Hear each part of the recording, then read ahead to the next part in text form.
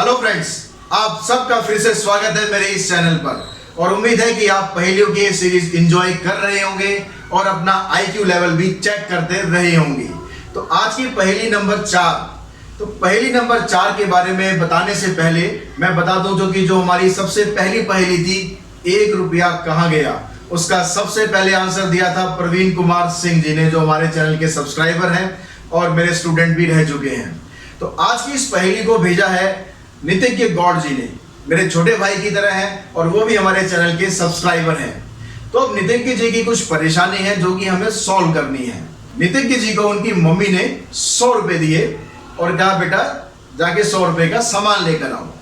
नितिज्ञ जी चले गए मार्केट जाने के बाद उन्होंने कुछ सामान खरीदा। सामान खरीदने के बाद वापस आए। वापस आने के बाद उन्होंने हिसाब किताब लगाया। अब उनके हिसाब किताब में थोड़ी सी आ रही है गड़बड़। अब वो गड़बड़ से समझ नहीं पा रहे हैं कि मेरे से गलती कहां पर हो रही है। तो उन्होंने क्वेश्चन भेज दिया हमारे पास ताकि आप सब लोगों की हेल्प से हम उनकी प्रॉब्लम को सॉल्व कर सकें। तो देखते हैं कि हम उनकी प्रॉब्लम को किस तरह से सॉल्व कर पाते हैं। तो उससे पहले देखते हैं कि नितिज्ञ जी ने अपना जो हिसाब लगाया था वो किस तरह से अपना हिसाब लगा रहे हैं। तो उन्होंने क्या किया, 100 रुपए उनके पास थे जैसा कि उन्होंने बताया। अब 40 रुपए उन्होंने खर्च किए तो बच गए उनके पास 60 रुपए।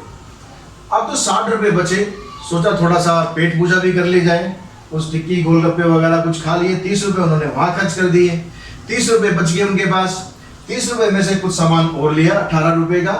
अब उनके पास बचे 12 रुपए। 12 रुपए के 12 रुपए उन्होंने एक सामान और लिया, वो भी खर्च हो गए। अब उनके पास कुछ नहीं बचा। तो इस तरह से उन्होंने अपने सारे पैसे खर्च कर दिए। अब वो घर आके जब हिसाब लगाते हैं तो वो हिसाब इधर लगाते हैं, 40 रुपए खर्च हुए, 30 रुपए खर्च हुए, 18, 12 खर्च हो गए, 100 रुपए टोटल। फिर जो उनके पास पैसे बचे थे उनका हिसाब किताब उन्होंने लगाया। भाई पहली बार में 60 रुपए बच गए, फिर 30 रुपए बच गए, फिर 12 रुपए बच गए, फिर लास्ट में कुछ नहीं बचा। अब यहाँ पर जब वो जोड़ रहे हैं तो उनका टोटल आ रहा है 102 रुपए। अब ये कैसे हो रहा है, यहाँ तो 100 रुपए है उनके पास और यहाँ आ रहे हैं 102 रुपए। तो ये 2 रुपए की गड़बड़ कहाँ है, तो वो समझ नहीं पा रहे क्योंकि उनकी पॉकेट में 100 रुपए के अलावा कुछ था नहीं।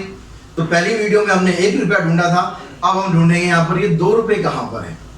तो आप अपना दिमाग लगाइए, वीडियो को पॉज कीजिए और नितिज्ञ जी की इस प्रॉब्लम को सॉल्व कीजिए।